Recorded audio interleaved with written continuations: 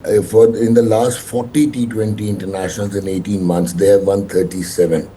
नवंबर 2022 से लेके और कल तक वो किसी भी ग्लोबल टूर्नामेंट में यानी कि एशिया कप और आईसीसी के T20 टूर्नामेंट्स में कोई मैच भी नहीं हारे।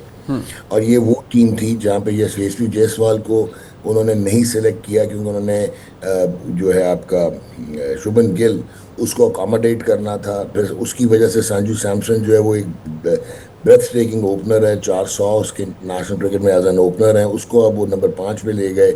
हार्दिक पांड्या जो कि कंप्लीट ऑलराउंडर है, हमारों की तरह नहीं है बिट्स एंड पीसेस, जो एक बाहर जाता है तो दो चेंजेस करनी पड़ती हैं जो उनको करनी पड़ी। एंड उसके बावजूद उनका जो कप्तान है Kumar Yadav, one of the finest batsman of T20 cricket, लेकिन पिछले 14 मैचेस में you will be shock to know के उसके 139 रन हैं टोटल और 129 रन हैं और वो स्ट्राइक रेट भी 82 का हुआ है उसका। और बिल्कुल वो बैठा हुआ है इस वक्त अपनी परफॉर्मेंस पे। अब पाकिस्तान के अगेंस्ट कभी भी परफॉर्म नहीं करता। अब उनको ये इश्यूज थे कि जसप्रीत बुमराह से ऊपर 3 ओवर कराने हैं तो नीचे डेप्थ में ओवर कौन करेगा। तो ये फिर Virat Kohli was missing, retire हो गए। आपके वो नहीं थे, रोहित शर्मा नहीं थे, रविंद्र जडेजा नहीं थे, अश्विन रिटायर हो गए। ये टीम सिराज अय्यर के बगैर आई। और फिर स्टिल आप जब 3-0 हुए वो इसलिए हुए कि आपकी क्रिकेटिंग स्किल्स में और उनकी में बहुत फ़र्क है। वो एक प्रॉपर स्ट्रक्चर से आते हैं और वो ये नहीं होता कि दो टांग लपेट के छक्के मार दिए PSL में और पाकिस्तान का कलर मिल गया। वहाँ पे उनको बहुत एक कंपेटिटिव डोमेस्टिक क्रिकेट खेलनी पड़ती है। और ये याद रखिए T20 की एवोल्यूशन जो है प्लेयर की वो 4 डे में होगी। आपके साथ क्या मसला है? आपके बैट्समैन का स्किल सेट, पहले स्किल वर्सेस स्किल होता था तो हम भी ग्लोबल टूर्नामेंट में पोजीशन ले लेते होते थे, जीत जाते होते थे। अब साइंस वर्सेस स्किल है। स्किल 10 15 20% रह गया हुआ है और वो एक प्रोसेस है।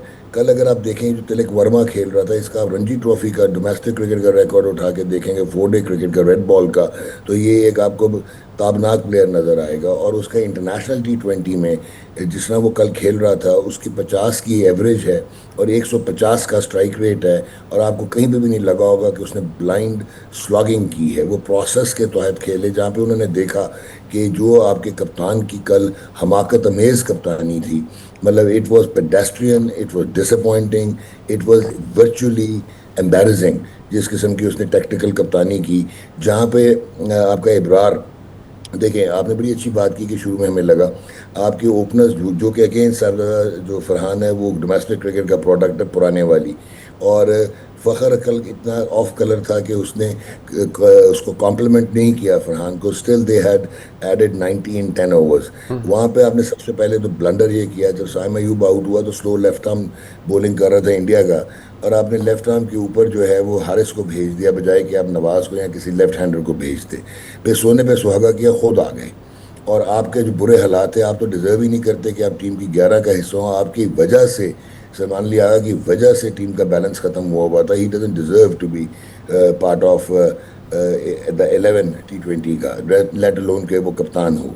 ठीक। एंड देन आपका 62 रन पे जब 10 आउट हो जाते हैं, डू यू थिंक जो दुनिया की तगड़ी टीमें होती हैं वो आपको वहां से जाने देंगी? लेकिन फिर भी शाहिन शाह अफरीदी जिनकी रीइंकारनेशन रिजुविनेशन हमें नजर आई हुई श्रीलंका के अगेंस्ट, स्टिमुलेट हुए हैं वो, लगता है ये जो पॉलिटिकल इनके साथ हुए हैं। और जिस तरह की सुना है कि बहुत ही हॉस्टाइल एनवायरनमेंट ग्राउंड के अंदर भी था, स्लेजिंग बहुत हो रही थी, तो वो जिस तरह उन्होंने श्रीलंका के अगेंस्ट परफॉर्म किया, सिंगल एंड बांग्लादेश के अगेंस्ट परफॉर्म किया। आप जब श्रीलंका, मैं ये समझता हूँ फाइनल एशिया कप का श्रीलंका वर्सेस इंडिया होना चाहिए था, लेकिन श्रीलंका जो है उन्होंने अंडर अचीव किया इस टूर्नामेंट में। आपको नज़र आया होगा इंडिया के अगेंस्ट जब उन्होंने 202 चेज किया, तो जो कुलदीप यादव को खेलने का तरीका है वो आपको पथुम निसांका ने सिखाया, वो आपको कौशल परेरा ने सिखाया। लेकिन उसके बाद जो है आप क्योंकि आपकी टेक्निक नहीं है, स्ट्राइक रोल नहीं कर सकते, आपको पावर, साइंटिफिक पावर हिटिंग और स्लॉगिंग में फ़र्क होता है, आप लपेटे लगाना शुरू कर देते हैं। एंड अनफॉर्चुनेटली आपका कलैप्स कुलदीप के सामने होना ही है क्योंकि आप उसको रीड नहीं करते। और जब आप रीड नहीं करते तो ब्लाइंड खेलते हैं, ब्लाइंड खेलेंगे तो फिर आप इसी हमाकत और अमेज तरीक़ों से आउट होंगे। शाहीन ने फिर आपको मैच में वापस ले आया, इवन राना फ़हीम ने नए गेम पे आपको ब्रेक थ्रू दे दी और आप पावर प्ले में उनके 3 आउट कर गए। उसके बाद आपको 7वें ओवर में इब्रार को लाना चाहिए था, आप नवाज को ले आए। फिर 8वें में आप इब्रार को लेके आए। फिर इब्रार के जब 3 ओवर हो चुके थे, बहुत आला बॉलिंग कर रहा था, आपने पता नहीं आपके दिमाग में क्या आई, या पर्ची आई माइक हैसन की, आपने उसके बाद लगा दिया हारिस को।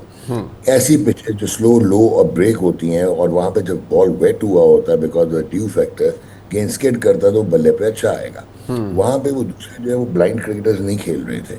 अब ने संजू को आउट भी कर लिया था, लेकिन शिवम दुबे और जो थे अपना ये तिलक वर्मा, या ये कमाल खेले कि उन्होंने उसको उस ओवर को कैपिटलाइज किया। उनको पता था कि अगर 10-15 रन मिल गए तो मैच साइड पे हो जाएगा। उन्होंने एग्जैक्टली 15 या 17 रन उस ओवर में कर लिए।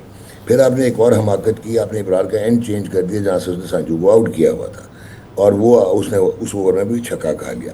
अच्छा, देन एक आप हमें ये बताया गया था कि आपको कप्तान इसलिए बनाया कि ठीक है आप T20 के मुताबिक नहीं है आपकी बैटिंग, लेकिन आप ऑफ स्पिन भी कर लेते हैं। दो लेफ्ट हैंडर अंदर खेल रहे थे, स्लो लो टर्निंग पिच थी, आपने अपनी ऑफ स्पिन नहीं की। उसके बाद अगले दो आने वाले में भी लेफ्ट हैंडर होना था, आपने अपने आप को एम्प्लॉय नहीं किया। आपने नवाज को स्लो लेफ्ट आर्म, पहले आप कहते थे वर्ल्ड का बेस्ट स्पिनर आपका माइक हैसन, आपने नवाज को 2 मैचेस में बॉलिंग नहीं कराई। कल 1 ओवर दिया, 6 रन उसने दिए। आपने इतना आप डर रहे हैं लेफ्ट हैंडर्स पे स्लो लेफ्ट आर्म की गेंद करते हुए कि आपने वर्चुअली उसको बना दिया slow left arm Orthodox only for right handers. तो ये तो इंटरनेशनल क्रिकेट में नहीं होता। ठीक। अच्छा, फिर आपको पता है कि वेट वे पिच पे गेंद निकलेगा, तो आपने हारिस को गेंद दे दिया। और एक तो वो इस किस्म का बॉलर है कि अगर तो वो स्लॉट में हो गया, क्योंकि वो एक्सप्रेस फास्ट है, तो वो आउट कर देता है। अदरवाइज आपने यूएसए का मैच देखा, आपने इंडिया के अगेंस्ट 2022 वर्ल्ड कप देखा, आपने कल देखा, उसके हाथ से गेंद स्लिप हो रहा था, वो यॉर्कर करने जा रहा था, वो फुल टॉस हुए, 2 छक्के और लग गए, मैच खत्म हो गया। सो प्रॉबेबली आपने प्लेटर में रख के दिया, आपका कोई कंपटीशन नहीं था, वो बहुत सुपीरियर थे, हालांकि उनकी अपनी ऑलमोस्ट बी टीम खेल रही थी, but still process driven versus जो है आपका जो मॉडर्न क्रिकेट है, वो सोशल मीडिया पे आपके प्लेयर्स खेलते हैं, वो ग्राउंड में खेलते हैं। अच्छा, बट ये नहीं कि इसमें स्किल सेट का भी एक इशू आ गया, प्रोसेस का इशू आ गया और बुरी कप्तानी भी आ गया। सो इन शॉर्ट हमारे तो बहुत से मसाइल हैं, और मेरे ख्याल में हमने पहले भी इस पर बात की। ये जो एक एक द सैड पार्ट इज़ कि जो इंजरी को इंसल्ट उसमें ऐड हो गई। और ठीक है, क्रिकेट तो होता ही है, लेकिन जो इंडिया की टीम की हरकत थी कि हमने ट्रॉफी नहीं लेनी मोहसिन नकवी साहब से, और हमने ये नहीं करना, वो हैंडशेक के ऊपर पहले भी एक इशू बना, पॉलिटिकल स्टेटमेंट के ऊपर वैसे भी बना। So what has it all come down to आपके नज़दीक? आई थिंक अब मज़ीद आगे चल के जो हालात हैं, हॉस्टिलिटी तो अब बढ़ गई है मेरे ख्याल में, और एवर इंक्रीजिंग है, अब तो बढ़ेगी दोनों ममालिक में। लेकिन मेरे ख्याल में क्रिकेट अब इससे अलहदा नहीं रह सकता, और जो भारत ने शुरू कर दिया है, मुझे नहीं लगता अब कुछ और होगा। देखिए मुनीब, मैं आपको एक बात करता हूँ बहुत जल्दी। क्रिकेट ने बहुत बड़े बड़े टर्मोइल्स देखे हैं over the period since 1876 centuries पे, और ये उससे बाहर निकला है। सबसे बड़ा जो था वो रेसिज्म का मसला होता था, वो 1902 से लेके वेस्ट इंडीज़ का 1960 तक, चाहे जितना मर्जी मीडियोकर हो, वाइट होना चाहिए था, वो कप्तान होता था। जो लेजेंड्स होते थे, सोबर्स, वीक्स, वेलकॉट, वॉरल, ये रॉन केनाई और गिलक्रिस्ट और चार्ली ग्रिफिथ और ये वेस्ले हॉल्स, ये सारे उनके अंडर खेलते थे।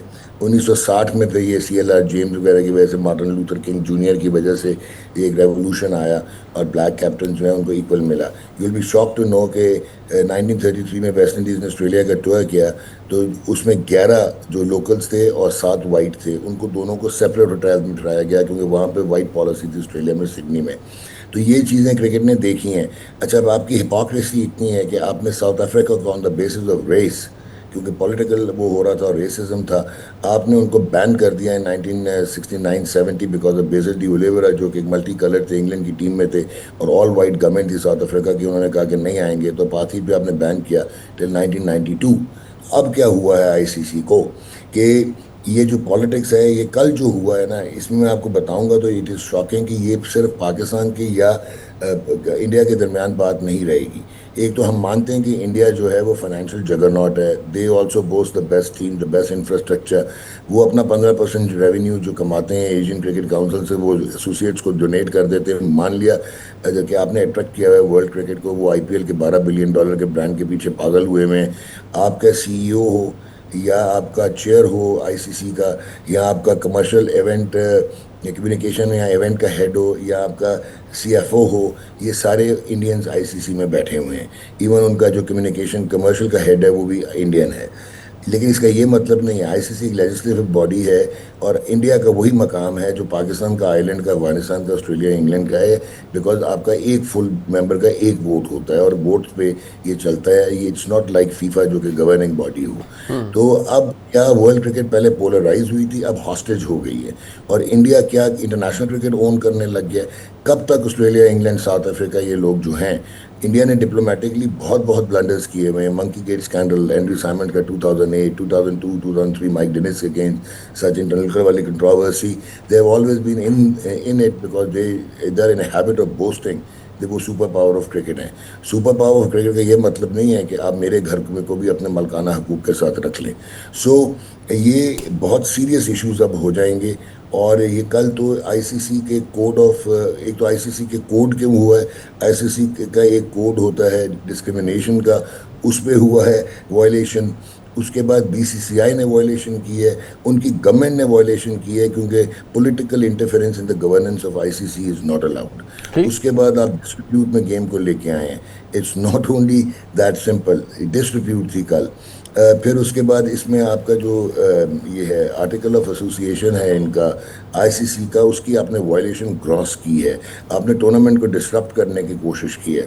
आपने उसकी जो पोस्ट मैच सेरेमनी थी उसको डिस्ट्रॉय करके रख दिया। इंडिया ये कर रहा है कि power corrupts but absolute powers corrupt absolutely. तो इट्स ए एब्सोल्यूट डिजास्टर। आपको इंटरनेशनल कोर्ट ऑफ आर्बिट्रेशन में जाना पड़े, लुधियाना आप जाएं।